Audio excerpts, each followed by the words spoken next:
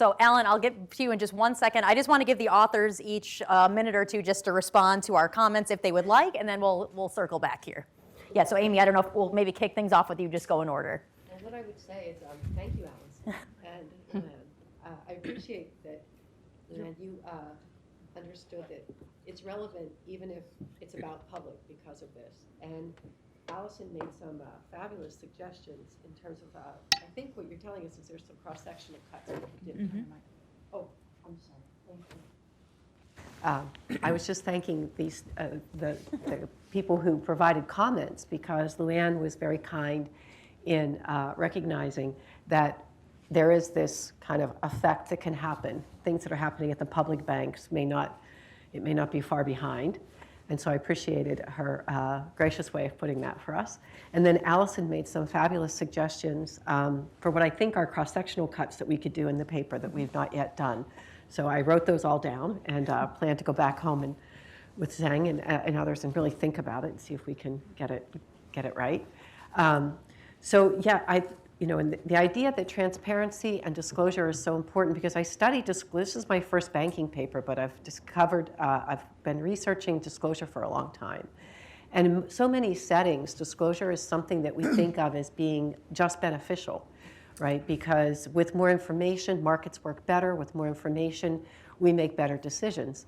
But I've come to appreciate that in the banking system, the need for this risk sharing and the fact that basically, we're all a party to this. It always reminds me of the movie It's a Wonderful Life, where they have the run on the bank, and George is behind the counter saying, "You don't understand. Your money isn't here. It's in her house and her house," and that's really what all of you do, and it's tremendously important.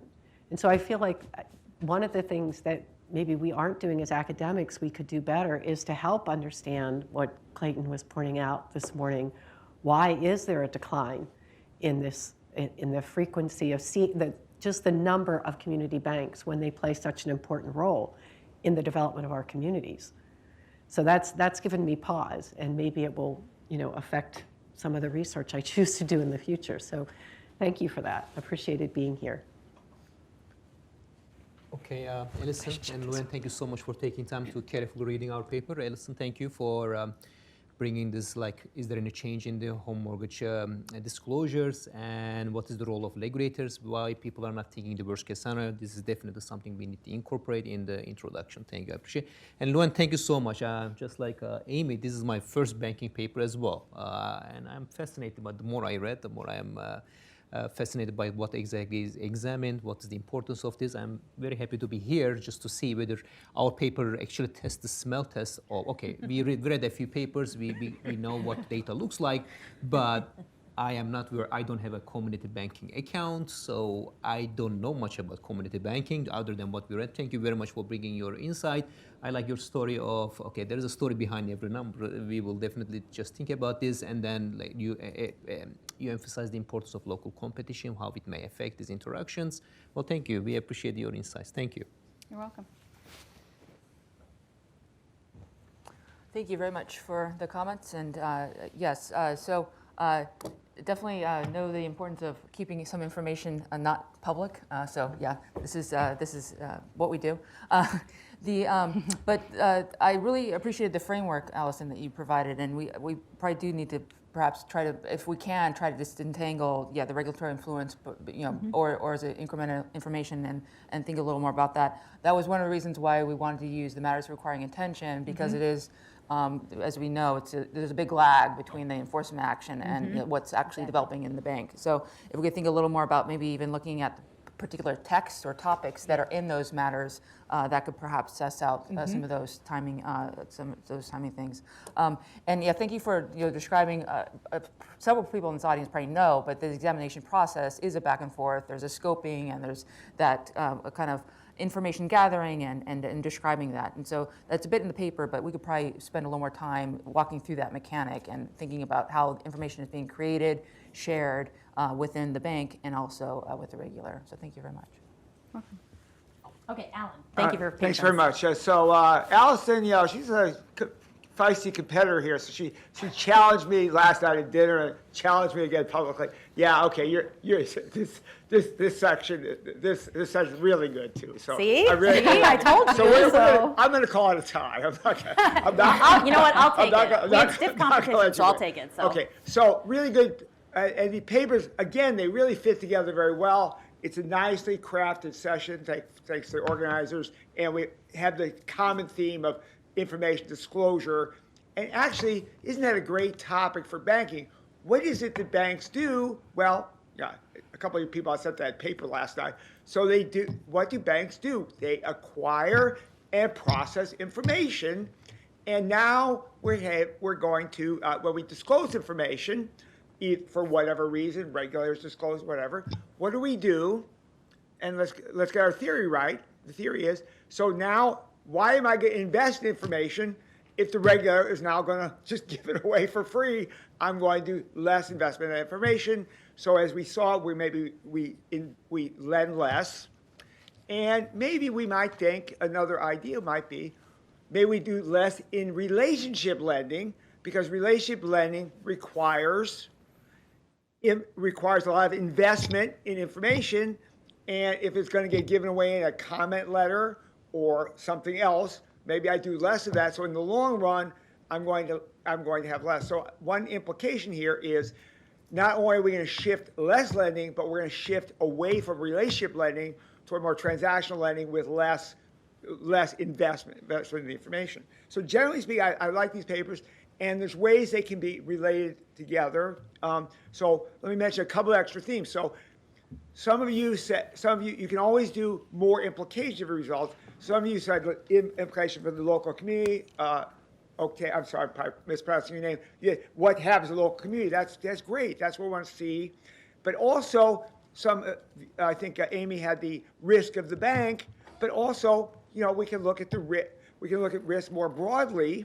So we want to see what happens in the community, and we can also look at systemic risk. So these big banks, the public banks, we can look at systemic risk. So, and then we can look at also interactions with other disclosures. So we know enforcement actions are disclosed, and they have a really big effect. So actually, they tell the bank, and they tell the public they're doing something wrong, and so forth. And we also know, what about sentiment? Sentiment also has an effect on banks. So we know that when sentiment turns negative, the banks turn scared, and they stop doing their other important function of providing liquidity for society. So let me just give you, I don't want to talk too many of these things.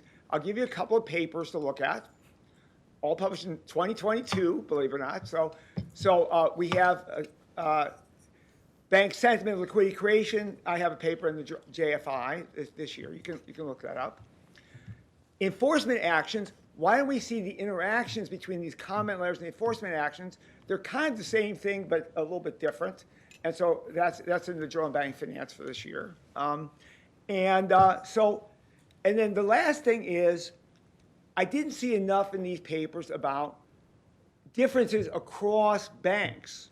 So if you're a risky bank, then I'm really concerned about, disclosing things. That's really bad. Safe bank, what do I care? And so I'd like to see some more of those things in there, some more of the heterogeneity. And so I can talk to you all later about some of these papers. Thanks. Thank you. Yes. First, I just want to say thank you to all of you for submitting papers, but to Amy and Octave for your being the first time that you're writing a paper about this issue is really exciting, and I hope that this is just your first and that you continue to do that. Cindy, it's wonderful to see a representative from the board here, especially engaging on these small bank issues, so super exciting. I think one thing that clearly, Luann, when you were providing some really great perspective on how all of these issues are considered and are implemented essentially by community banks, you could get some really great perspective as you're writing your research.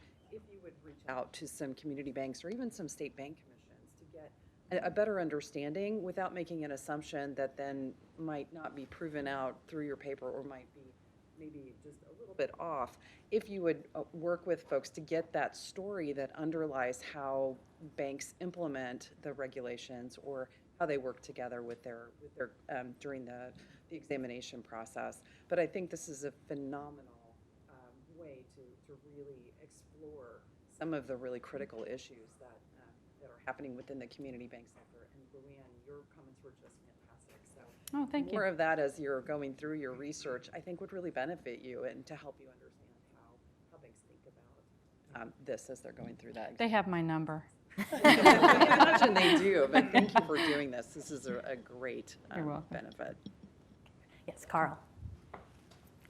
And I echo Governor Bowman's comments as well. Luann, I'm really glad that you pointed out that examiners are human. You are. That made me feel good. Cindy, just a real quick question on the information that you looked at. Was it just the open section of the reports, or did you also have access to the confidential section? And what about the transmittal letters? We have not used the transmittal letters, but with the comprehensive report and all the pieces. So yeah, so we looked at the sections because they're generally labeled, and so that's where we attached the separate letters, and then the comprehensive score we used all the text in the document. Yes, Anya. I've got two questions, one for Amy, one for Oktay.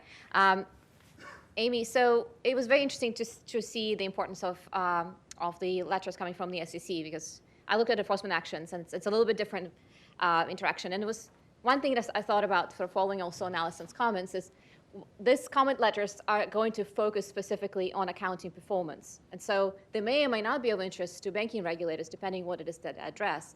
And it would be very helpful to know something from the content of those letters, exactly what they're addressing. And if you want to connect them to enforcement actions, there are enforcement actions that deal specifically with lending policy, internal controls, and maybe there you might find some effect of one leading the other when there is something specific to accounting policy that's maybe not being captured, and where the SEC's enforcement actions could be useful for the banking regulators to consider.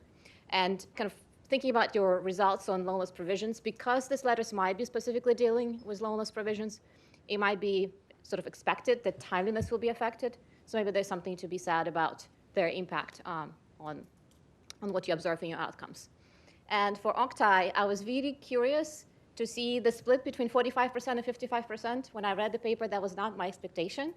I thought that kind of removing disclosure, you would expect more banks to switch away. I think Luann had some really interesting insights about how banks think about it. So I think it would be very helpful to explore what happens to those banks that continue disclosing and what their incentives might be. So maybe making your measure a little bit more nuanced rather than just splitting on the median. That would be very helpful. Thank you.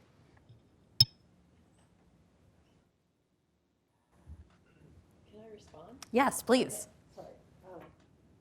So I'm not sure I totally understood everything that you said, but if I just want to point out that the SEC comment letters are not just about accounting.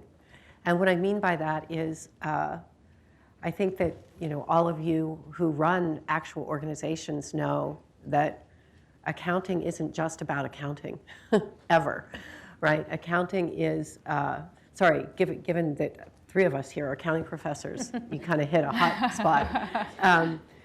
Accounting is always has implications for how the business is run. And it always has a feedback loop. And that was kind of part of what Allison was talking about when she gave her comments. But when I'm teaching accounting, and I teach financial analysis, but anytime I'm teaching accounting, I'm trying to get my students to understand that what accounting is doing is it's a reflection of the business. And so when we're talking about the SEC questioning whether a bank's reporting is appropriate or not, we're talking about whether the bank's reporting has effectively captured the economics of the business. And so when the SEC takes an action, what they're doing is they're saying all that stuff that Allison had up there in terms of the public disclosure that they've provided is inadequate for explaining to people outside that that public disclosure is capturing the economics of the business, the economics of the bank. So to me, it's not just accounting. So I don't know that after you said that, I had a hard time listening to everything else because I was like, whoa, it's not just accounting. Because it's never just accounting. So just like, I guess, for all of you, there's got to be these things where it's never just something. The financial reports are like your examination reports. They're always a lot more to them. So, and there's a lot of papers that have looked at SEC comment letters more broadly than just in the context of banks, and they have big implications. I have a paper in the JFE that shows that they actually have implications for litigation. So if a public entity, public registrant receives, and it's also with Singh, if a public entity receives a comment letter, they're much more likely to be sued in the future. So the stuff that's in the comment letters is actually meaty. Not all of them, some of them are more benign, but it can be quite meaty. So I would just highlight that as why I think we're finding some results. Anya, thank you for the comment. It's very nice to see you. Anya and I have a long history from our London Business School days. Just FYI, she always have chocolate in her office. In case you need sugar, she's your girl to visit. I appreciate the comment. Thank you so much. Yeah, this is so interesting, right? Out of all these 1,100 banks, only 55% of them take advantage of this exemption, and rest still continues. We explored this a little bit, not in the paper, and we just look at, is it their profitability? We don't look at competition. Is it their size, etc. The only thing we found is that these banks, which are switchers, the only thing that's special about them, at least so far, is that they already lent a lot of money in this low and moderate income areas. That's the only thing that turned out to be important. But sure, we should probably include this and talk more about this. Yeah, this is definitely a choice. And why they are making this choice, so far we have just a little evidence. Thank you, I appreciate it. And thank you for the chocolates. Okay, great. Well, thank you all so much, and I'll thank our authors and Luann for their great presentations and insights. And I think we now have, I'll turn it over to Jim. Great, thanks, Allison. And again, thank you to Allison, Luann, Cindy, Oktay, and Amy. We appreciate you all being here and your presentation and the discussion as well. And Luann, thanks for sharing your numbers with everybody on the team too. That's great. No, we love the continued engagement, and we've had a lot of that over the years of the conference. Just to remind everyone, this idea of incorporating community bank perspectives into the research started in the second year of the conference in 2014. So we've had, although we're 10 years this year, we've had 9 years to really benefit from this. And I know, Allison, in the year that you were presenting as well, there was a great connection with your community banker as well. So we hear that's a strength of this conference among great research and all the other perspectives in this room. But certainly it's been nice to see that. So thank you.